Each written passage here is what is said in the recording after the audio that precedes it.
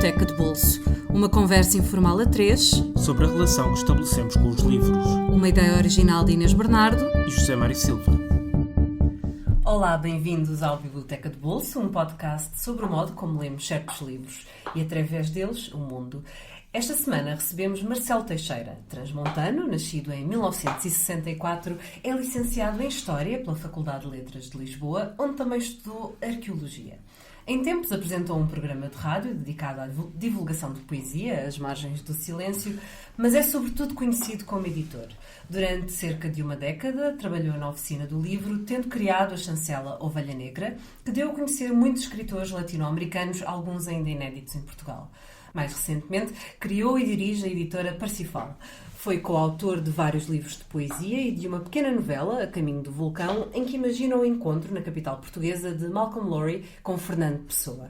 É ainda um entusiasta de comboios e uma enciclopédia ambulante sobre todos os temas relacionados com caminhos de ferro.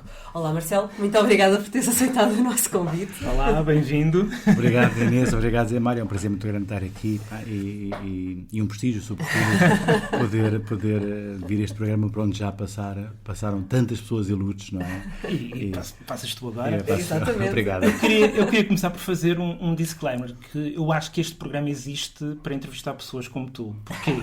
Porque eu não conheço, e é esse o disclaimer que eu quero fazer, não conheço ninguém que tenha sido tão afetado por um livro e que tenha visto a sua vida tão transfigurada por um livro como tu com o Debaixo do Vulcão. Não conheço ninguém que tenha uma paixão tão forte por um livro como tu pelo Debaixo do Vulcão. Queres-nos contar essa história? Como é que descobriste o Malcolm Lowry? Como é que descobriste este livro? Como é que te apaixonaste? E já vamos perceber como e a que distância é que este livro te tem levado. Como é que isto aconteceu? É um livro que li há muito tempo e não tenho muita ideia, enfim, que idade tinha, mas teria os meus 20 e qualquer coisa anos. E foi um livro de que gostei muito inicialmente, mas não liguei muita atenção, confesso-te. Quer dizer, liguei atenção no sentido que foi um livro de que gostei bastante, mas como terei gostado de outros livros também, não é? No início dos anos 2000, numa das viagens que fiz ao México, melhor estava a preparar-me para ir ao México, quando me apercebi que ia haver um encontro em Cuernavaca dedicado ao Malcolm Lowry e ao Debaixo do Vulcão. Então alterei o meu programa de viagem, os planos, e fui um pouco mais tarde para estar no México quando esse encontro se realizava. E aí conheci uma série de pessoas de quem hoje sou muito amigo. Duas ou três delas tenho uma amizade muitíssimo fraterna, são como meus irmãos. Isso permitiu uma aproximação e, sobretudo, um conhecimento do livro que, na altura, não pude perceber. Porque Cuernavaca é o sítio onde se passa o livro, com outro nome, mas é o sítio onde se passa o livro. Portanto, é Conagua, que é o nome original da cidade, que os espanhóis não conseguiam pronunciar e, portanto, mudaram para Cuernavaca. E começou a ser agrafado Cuernavaca, e portanto, é lá que tudo se passa. E foi muito curioso, porque nesse ano que fui ao México, lembro perfeitamente de ter passeado por Cuernavaca à procura dos lugares que estão na obra. Não é? As cantinas, aquelas... Sim, cantinas já poucas. O Malcolm Lowry, quando chega pela primeira vez ao México, em 1936... fica extasiado porque há 57 bares. Não é? Para um alcoólico como ele era um paraíso. Para uma pessoa que bebia desde os 14 anos, não é? Exato. Claro que há muitos elementos ainda presentes, a maioria se calhar, mas as cantinas e os bares resta muito pouco, porque repara uma coisa, em 2013 ou 2004 que isto aconteceu, a sociedade mudou completamente. Sim. Não é? Mudou completamente. Mas mesmo assim ainda há muitos elementos, desde o Palácio de Cortés, onde atualmente é o Museu da Cidade, que é o edifício civil mais antigo do México, construído pelos espanhóis sobre um templo azteca. O Jardim Borda, onde Emiliano Zapata, por exemplo, ofereceu grandes jantares, que é um jardim extraordinário, que era de um José Borda, uma das pessoas mais ricas do México no século XVIII, porque comerciava em prata. O Zócalo, portanto, que é aquela grande praça central, ainda tem o coreto que o Malcolm Lowry fala no livro, com mármores que o Porfírio Dias, que governou no México durante 30 e tal anos, desde finais do século XVIII até à Revolução Mexicana em 1910, mármores que mandou vir da Europa, por exemplo.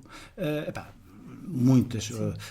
O imaginário ainda lá está, não é? Sim, por exemplo, outra coisa também muito importante é a casa de campo do Imperador Maximiliano, quando das invasões, na invasão francesa do México em 1864, que era a sua casa de férias, digamos, de campo, para onde ele ia caçar borboletas quando a Carlota ficava no México, disse-se que ia gerir o país, ou aquilo que era gerível, o país estava em guerra, não é? Sim. Portanto, há muita coisa presente. E, sobretudo, a aproximação com estes amigos mexicanos. Eles ajudaram-te a ler o livro de outra maneira? Completamente. Ir mais fundo? Sim. Percebeste, se calhar, a tua leitura do livro foi completamente diferente daquela primeira que fizeste aos 20 e tal, não é? E ainda, e será sempre, Zé Mário, por uma razão muito simples, porque este livro, se há livro que tem uma multiplicidade de leituras, é o Debaixo do Vulcão. É como uma cebola mesmo. Enfim, isto não é inédito, esta aplica-se a muitos livros, não é? Sim. Mas eu li o Debaixo do Vulcão 2 vezes, assim, de fio para fio. E depois li muitas vezes passagens pequenas, às vezes estás cansado, apetece ler qualquer coisa e relees uma passagem. Mas, sobretudo, o contacto com estes amigos é um grupo de amigos muito dispar. São 2 ou 3 mexicanos, um é licenciado em Filosofia, muito virado para o conhecimento dos indígenas, outro é professor de literatura, outro é um gringo de Boston, o John, que está no México há 20 e tal anos, foi casado 3 vezes com mexicanas, teve 3 negócios com sócios mexicanos, foi sempre enganado. Presumo que não tenha votado no Trump. Não, odeia os americanos todos. E o Trump em particular, imagina. E o John tem uma máxima que é: enquanto houver mescal e mulheres, eu não saio daqui. Mescal e mulheres. Depois outro amigo mistura também, maravilhosa. o Dani, que é francês, que é professor de matemática. Outro... E tu, porque tu também fazes parte da confraria. Exatamente. Portanto, também há um Portugal lá no meio. Também há um Portugal. Depois um que é o nosso a grande alma, que é o Oscar, que é um grande realizador de cinema, que tem 80 e tal anos, portanto que é assim a nossa referência. O John, que desapareceu há 4 anos, que era antropólogo, também norte-americano, e que também fazia parte. Portanto, esta multiplicidade de saberes e de abordagens permitiu-me ler o livro de outra maneira, de forma muitíssimo mais enriquecedora, naturalmente, não é? E percebe-se, por exemplo, há uma dimensão do livro que eu ainda não entrei muito bem nela, também é uma área da qual eu não sou particularmente adepto, que é uma parte mais mística e a construção, a arquitetura da narrativa do romance. É uma questão dos números, não é? Exatamente. São 12 capítulos. Exatamente. Aliás, há alguns estudos sobre isso e livros publicados sobre isso. E o Malcolm Lowry, quando está no México, pela segunda vez que ele está no México, em 45, 46, que recebe, no final do ano, uma carta do editor norte-americano a dizer: editamos o romance, mas você tem que mudar aqui uma passagem ou outra, não sei quantos. O Malcolm Lowry escreve uma carta gigante, demora vários dias a escrevê-la, em que diz que não mexe uma palha e explica durante umas 30 ou 40 páginas, isso está publicado, aliás, eu tenho essa carta, porque é que não mexe. E explica capítulo a capítulo as razões porque era exatamente aquilo como está. Repara. E não podia ser de outra maneira. Estamos a falar de um livro no qual ele vinha trabalhando há uma década. E que foi reescrevendo durante anos. Foi reescrevendo. Portanto, ele, quando sai do México da primeira vez, em 1938, portanto, ele a primeira vez chegou ao México em 36, ele já era casado há pouco tempo, mas vai com a primeira mulher ao México, digamos, para dar um novo fogo à relação que estava a correr mal. A relação dele com as mulheres correu sempre mal, porque ele era violento, bebia, o estado normal dele era embriaguez, não é? Mas era aí também que ele ia buscar a força para escrever. E portanto, ele vai ao México pela primeira vez. Ia dizer alguma coisa? Sim. Com a mulher, para renovar a relação? Mas Sim. depois, quando volta mais tarde, já vai com outra, não é? A segunda relação vez. já vai com a segunda mulher, Exatamente. que é a quem ele dedica o Debaixo do Vulcão, Debaixo não é? do Vulcão, sim. Portanto, com a Margaret. Mesmo enquanto, na perspectiva de editor, é uma história fascinante esta do Malcolm Lowry defender a sua dama, não é? Enquanto editor já te aconteceu? Já encontraste um autor que... Já. Defendesse assim com unhas e dentes o seu manuscrito. Há tudo.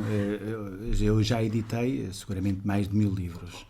E há desde aqueles autores que dizem a minha parte está cumprida, todos os melhoramentos são bem-vindos. Okay.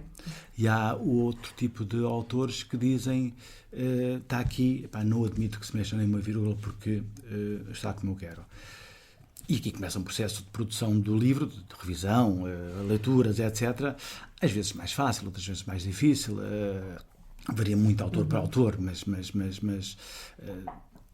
tenho a certeza, aliás, pela minha experiência, que o bom senso acaba sempre por imperar e que é inevitável cedências de parte a parte. Quer dizer, se alguém te escrevesse uma carta destas, é irrecusável, não é? Sim. E, aliás, e tão bem argumentada. Completamente sustentada. Ele diz aquilo, justifica capítulo a capítulo. Sim. Não é? E portanto, foi publicado com um êxito que não imediato. Curiosamente, foi publicado primeiro nos Estados Unidos, só depois em Inglaterra, em 47, e depois aos poucos vai-se espalhando por todo o mundo, não é? A primeira tradução é em França, em 49, e é curioso que é uma edição limitada de 1000 exemplares para um clube de livro. Só depois em 50 é que há uma segunda edição para o mercado geral. Mas é engraçado que também foi isso um bocadinho que Malcolm Lowry esperava, não é? Ele esperava que o livro tivesse esse efeito ao longo do tempo. Mesmo que não fosse um sucesso imediato. Mas ele acreditava que iria ser um sucesso ele acreditava muito no seu trabalho. Exato. E ele era um tipo de trabalhador. Ele, quando sai do México pela primeira vez, era aqui que eu queria chegar há bocado. Voltamos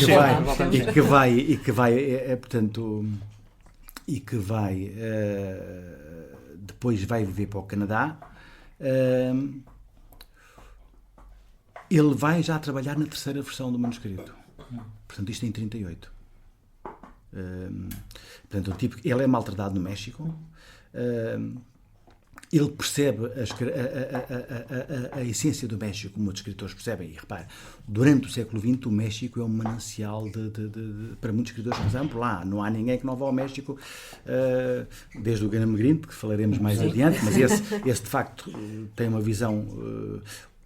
O que outros autores encontram de atrativo no México, como o Lowry, como o Lawrence e outros, que é aquela dinâmica de confusão, a dinâmica de cores, caótica, de violência também, não é? De violência. O Greene, por exemplo, não entende isso, mas é inspirador, por exemplo, para A Serpente Emplumada, para o Calvino, até para a mulher do Sartre, para a Simone de Beauvoir, que tem um amante mexicano, inclusivamente, não é?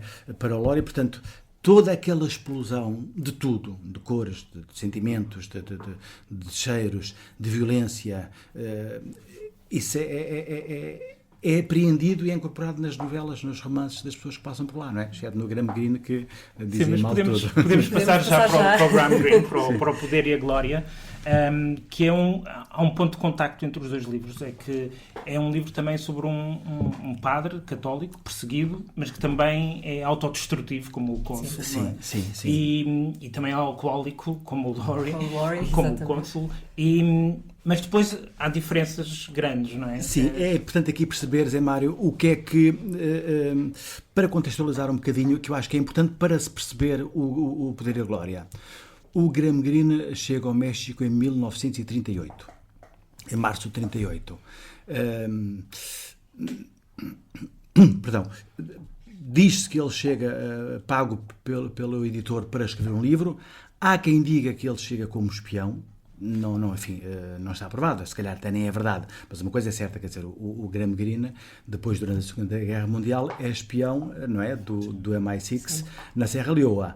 E tem ligações aos serviços secretos, aliás, grande parte da sua obra fala disso, não é? O Nosso Agente em Havana, o Americano Tranquilo, sobretudo o Fator Humano, que é um livro magistral, não é? Portanto, é um tipo com um conhecimento muito profundo dos serviços secretos e, portanto, não admiraria que ele chegasse ao México nessa condição. Por uma razão muito simples também, porque em 1938, quando ele chega ao México, e ele também vai sofrer isso, está a acontecer uma coisa extraordinária, que é o presidente mexicano, Lázaro Cárdenas, acaba de nacionalizar o petróleo. É uma situação, portanto, ele nacionaliza o petróleo a 18 de março, que curiosamente é o dia em que acaba o visto do Malcolm Lowry. Está tudo ligado, tudo ligado. Malcolm Lowry, acaba o visto dele, ele acaba nesse dia, e depois ele estava a ser metido em broncas e bobadeiras e apanhado pela polícia, acaba por ser posto, da primeira vez é posto num comboio e enviado... Num comboio, lá está. É enviado através de Nogales, vai, portanto, de direção norte para Nogales e é enviado para os Estados Unidos. E nesse dia, 18 de março, o Graham Greene, curiosamente, está a sair para o sudeste do México. Ora bem, com a nacionalização do petróleo, quem é que sofre? Fundamentalmente as companhias inglesas, norte-americanas e, em menor escala, holandesas. E o México está ali numa situação quase em guerra com a Inglaterra.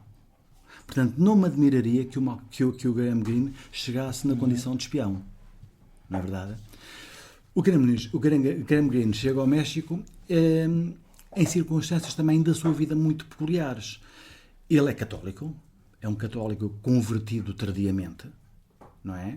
Ele tem, não sei, mas terá 30 e poucos anos quando chega ao México e ele converteu-se com 25 ou 26 anos. Portanto, e como todas as pessoas recém-convertidas a algo, há aquele fanatismo inicial que ele também tinha, não é? Portanto, está em defesa dos padres católicos. Seguidos no México nessa altura, nos anos 30. Sim, o que é que acontece é que ele chega numa altura em que o México tinha acabado de viver e há uma coisa que é importante e que ele não percebeu quando fala mal do México. O Poder e a Glória é inicialmente uma parte de um livro que ele escreveu que não está publicado em Portugal, que é um livro, para mim, doloroso porque amo o México, mas é um livro absolutamente extraordinário, que no México tem o título Caminhos Sem Lei, que é um livro de viagens, baseado na experiência que ele teve no México. Ele está no México pouco tempo, ele está no México menos 2 meses.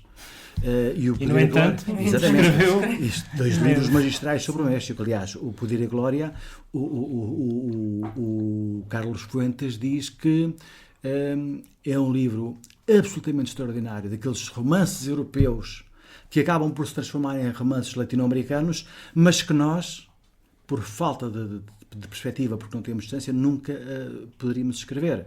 Não é? Eles mexicanos. Nós mexicanos, nesse caso até latino-americanos, não é? E, portanto, o Graham Greene chega numa altura terrível da vida mexicana. Mas uma coisa que ele não consegue perceber nunca é que, para ele, os mexicanos são feios, corruptos, selvagens, com uma violência pré-hispânica. A comida é uma porcaria, ninguém toma banho, tudo isso.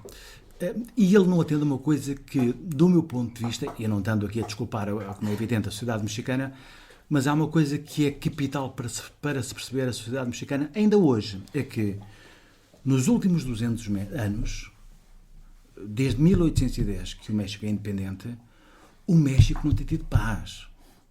Ou seja, foi a independência em 1810, a seguir tem imensas guerras para travar os espanhóis na tentativa de reconquista, depois tem a guerra no norte, tem uma guerra com os comanches, a seguir tem uma guerra com os apaches, que é violentíssima, a seguir tem uma guerra com os yaquis, depois tem uma guerra com os navajos, depois perde o Texas em 1845, passado muito pouco tempo, 2 anos e tal, tem a guerra com os Estados Unidos, que é uma guerra terrível. O México perde mais de metade do seu território. Não é? Toda a parte hoje em dia do sul dos Estados Unidos, sim, Utah, Nevada, Arizona, Novo México, ao todo são 9 estados, enfim, não completamente coincidentes, mas é um território que coincide com 9 estados. Basta ver a toponímia, não é? Exatamente. As cidades ainda têm os nomes. Portanto, mais de metade do México é perdido na guerra com os Estados Unidos. A seguir é invadido pelas forças, pelos franceses com o Maximiliano. Não é? A seguir tem um período de relativa acalmia e, enfim, e alguma prosperidade económica pelo Porfírio Dias, mas a seguir vem a Revolução Mexicana, em 1910. Tiveram sempre em turbilhão. Sempre. Portanto, é um país que, inevitavelmente, tem um cotidiano de violência que nós, felizmente, não é? Não temos ideia do que seja. Isso inevitavelmente reflete-se nas pessoas. O Grimm dizia, já não sei onde é que li isto, que dizia: eu quando ia na rua para saudar, para cumprimentar um mexicano, abraçava-o para que ele não sacasse da pistola. Sim. Mas tu não tens essa percepção nas tuas muitas viagens. Claro é preciso dizer que tu vais quase todos os anos ao México, não é? Sim, já fui há umas 17 ou 18 vezes. Portanto, é mesmo, não é só uma paixão literária, é uma paixão também pelo país, não é? Zé Mário, as pessoas são extraordinárias, mas também são extraordinárias no México, que são, como estou convencido, são em toda a parte do mundo, não é? E sobretudo quando tu te afastas, eu tenho a sorte de conhecer desde a fronteira da Guatemala à fronteira dos Estados Unidos, desde o Pacífico ao Atlântico, cada vez, quanto mais te afastas das grandes cidades, mais calorosas são as pessoas. E não tenho dúvidas nenhuma. Tu conheces o México quase todo. Quer dizer, não tenho... Conheces o Morelos, não é? De Cuernavaca, mas também conheces Tabasco, que é onde se passa o Ground Green. Sim, Villahermosa, Vera Cruz, Chiapas, conheço muitos estados. Conheço o México razoavelmente bem, conheço, há uma zona onde... Traduz-se muito bem. Há uma zona que eu, enfim, nunca fui, não só porque é longe, mas porque não tenho particular curiosidade, que é a zona de Cancún e essa, sim, portanto, não tenho grande curiosidade. Mas conheço o centro todo, São Luís Potosí, Guanajuato, Hidalgo, Aguascalientes, Jalisco, Chihuahua, e tu também te interessas muito pela história do México, e se calhar isso conduzia-nos ao terceiro livro, não é? Que é o México. Eu não estou a controlar o tempo, portanto... Deixa-me só dizer uma coisa ainda sobre o Graham Greene. Sim. Portanto, o que é que ele, quando chega, o Graham Greene, quando chega ao México, encontra um território devastado. Porquê? Porque em 1926 há uma grande guerra civil, com a Igreja, em que o presidente de então, o Plutarco Elias Calles, sentia que, na sequência da Revolução Mexicana, a Igreja continuava a ter muito poder, então era preciso restringir esse poder.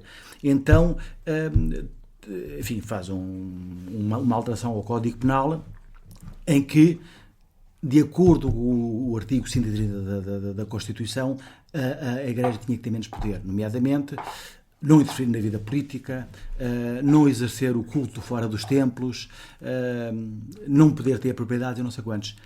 E agora, para abreviar, o país entra em guerra civil. Uma guerra civil que deixou cerca de 250 mortos. Portanto, não é brinquedo, não é? 1000 mortos. 250 mil mortos, 250 mil mortos, sim. Depois, repara uma coisa, isto é em 26, 29 é este período. Mas vínhamos de uma Revolução Mexicana que não sabe, mas pelo menos 1.500, enfim, as estimativas oscilam entre 1 e 2 milhões, mas pelo menos 1 milhão e meio, e há quem aponta até 3. Ou pelo menos 1,5 milhão de mortos. Portanto, o país está devastado. Não é? Fraturado também. Completamente fraturado. E em 1934, com o outro presidente, o Lázaro Cárdenas, que é considerado o grande presidente do século XX, foi um presidente extraordinário que apoiou a República Espanhola contra o Franco. É um país que recebe os refugiados todos espanhóis republicanos. É um país que recebe, por exemplo, o nosso Francisco Paula de Oliveira, o Pavel, não é? Portanto, nessa altura, o Lázaro Cárdenas sente que a parte política da Revolução está cumprida, mas falta cumprir um desígnio muito importante, que é a educação. Então altera o artigo 3º da Constituição, 130 da Constituição, e diz que a educação deve ser socialista. Ora bem, a Igreja sente que aqui está a perder o pé, não é? E então há uma nova sublevação. E é os resquícios desta segunda sublevação que o Green ainda apanha. Sobretudo nos Estados... Colocando-se do lado da Igreja. Sim, Como é evidente, não é? Como é evidente. Portanto, o que é que ele chega, por exemplo, a Vera Cruz, as igrejas estão fechadas. Em Tabasco, por exemplo, as missas são feitas em casa das pessoas à porta fechada. E é contra isto que ele se revolta, não é? Avançamos para o México insurreto. Avançamos ou regressamos, ou vamos para trás? Regredimos, não é? Regredimos. É o livro do John Reed, que é também o autor do Self-Dito, claro, 10 dias que mudaram o mundo. Não é? E que México é este que o John Reed nos mostra? Este é um México em completa polvorosa. O John Reed chega ao México em finais de 1913. Eu não sei em concreto, mas foi nos finais desse ano em que o país está completamente em guerra, não é? Haveria de ser pior, mas nessa altura já está. Portanto, a Revolução Mexicana começa, digamos que há um chamamento às armas a partir do dia 20 de novembro de 1910, mas, enfim, eclode verdadeiramente no início de 1911, sobretudo num estado mais no centro, em Puebla, e no norte. Mas em 1913 o país está em polvorosa. O John Reed, como sabe, vai viver para Chihuahua, não é? Acompanha as hostes de Pancho Villa, não é? Aliás, ele fala muito de Pancho Villa, está com ele várias vezes, não é? E então digamos, quase uma crónica de costumes do que é o cotidiano, o modus vivendi, o dia-a-dia daquela gente, as dificuldades que sentem para comer, a questão de fornecimento de armas para os rebeldes, portanto, rebeldes, entenda-se, tropas vilistas, por oposição às tropas nesta altura, do Vitoriano Huerta, o presidente. O Pancho Villa, portanto, é para todos os efeitos um malfeitor, é visto como malfeitor. Aliás, é curioso porque este livro, o México Insurreto, ele cria uma coisa que é a lenda épica. Isto diagnosticado pelo grande biógrafo do Pancho Villa, que é um historiador austríaco, o Friedrich Ketz, que viveu muitos anos no México, e que diz que há 3 formas de olharmos para a postura do Pancho Villa, que é a lenda branca, que é a lenda, digamos, para os seus adeptos, o Pancho Villa era uma pessoa perfeito, não é? Perfeita, que roubava aos ricos para dar aos pobres, e ele de facto fez isso. Por exemplo, Robin Hood mexicano. Robin Hood mexicano. Quem fala muito bem disso é o Hobsbawm, num livro que tem chamado, eu creio que não está editado em Portugal, eu li a edição espanhola, chamado Primitivos Rebeldes, em que ele trata as características de como é que um líder guerrilheiro, entenda-se, as características que assume, o reconhecimento que tem pelos seus, etc. E é curioso, tu lês aquilo, e eu conheço, enfim, relativamente bem a biografia do Pancho Villa, vejo que aquilo encaixa na perfeição naquela personagem. Mas descobri também outra coisa. Senti outra coisa, é que aquele perfil encaixa também numa figura que para nós é muito mais próxima e que que me recorda muito o Pancho Villa, que é o Zé do Telhado. Porque a ideia que nós temos do Zé do Telhado também, né, que roubava aos ricos para dar aos pobres, e que encaixa na perfeição. E o Pancho Villa é também isso, é o tipo que assalta uma quinta, rouba não sei quantas cabeças de gado, passa por uma aldeia a seguir onde as pessoas têm fome e ele deixa lá metade do rebanho que roubou. Ou monta, por exemplo, talhos para os pobres, em que distribui comida.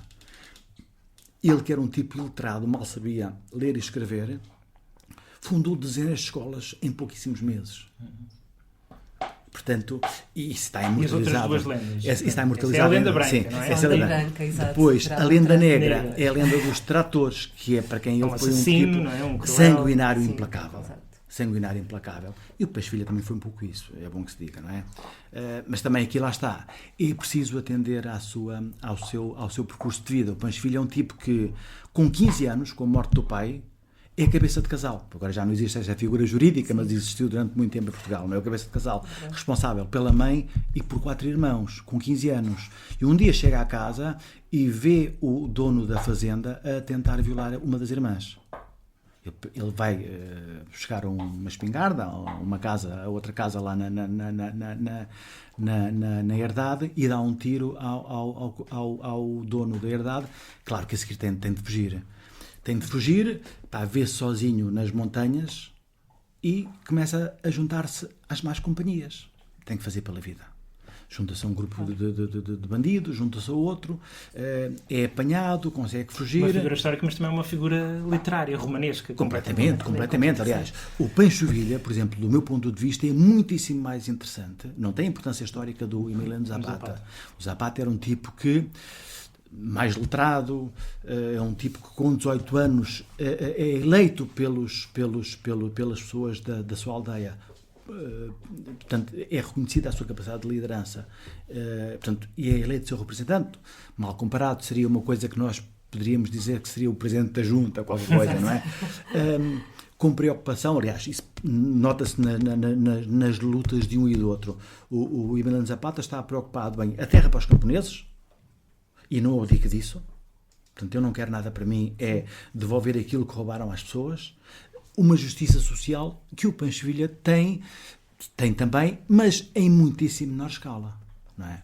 Portanto, são duas figuras completamente distintas. Portanto, apesar da importância de nós, os ideais zapatistas, não é?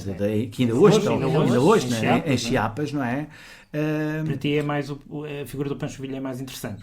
Historicamente. Historicamente é porque é uma figura muito mais complexa. Muito menos consensual. Aliás, isso nota-se no México. A terceira lenda era a síntese das duas, provavelmente, não é? Que é a lenda épica que é dada pelo John Reed. Mas deixa-me só dizer-te isto.